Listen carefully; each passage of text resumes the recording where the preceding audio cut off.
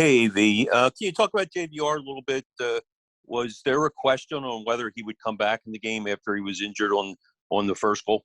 Yeah, no, he got checked out. I think he also took an X-ray, and everything was fine. Took one for the team. His second goal, he was in the right spot in front of the net, and he tipped that one in. That first one, he was just a little bit beside, so maybe I don't know. Him and TK had a play there, but there's no doubt that him coming back was very positive for us. Sam, did you have follow-up? Yeah, real quick. The 3 days between games, did having a couple practices, do you think that help with the sharpness tonight? Well, it didn't show early on. Early on, I thought there was one guy that was sharp, and that was Moose Bryan. He was excellent. He made some big saves. We made a couple of questionable decisions with the puck that led to outnumber situations and good scoring chance. So Moose permitted us to, I thought, find our execution, which got better, halfway through that first period. In the second and in the third, I thought we carried the play.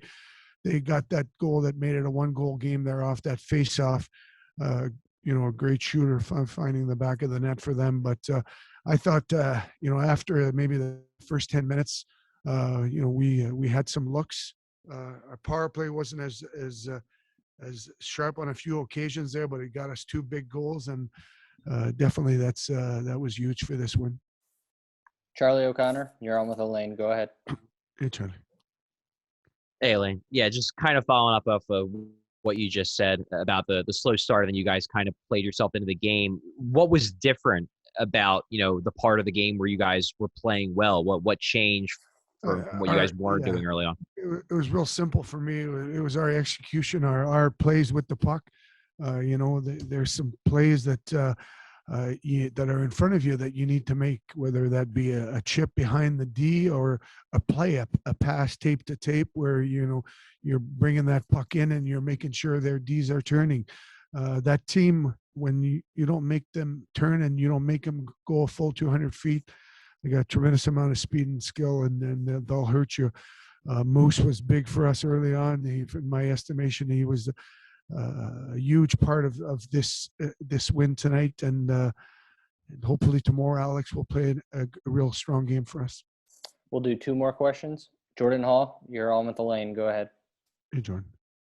Hey, Lane.